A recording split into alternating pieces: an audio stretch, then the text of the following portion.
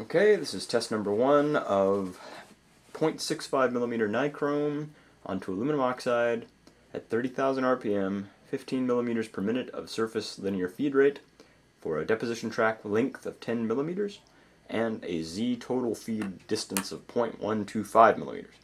So with no further ado, I'm going to go ahead and turn the spindle on, get into contact with the substrate, and try the deposition. So let's see.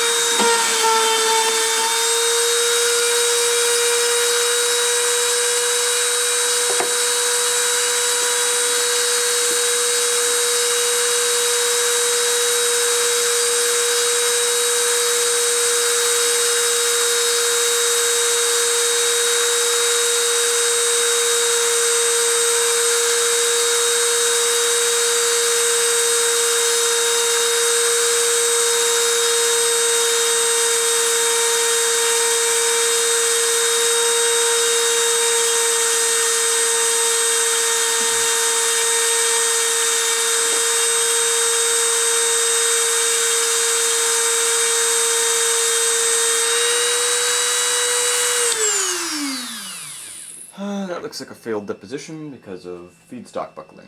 I'm going to stop these videos and try again.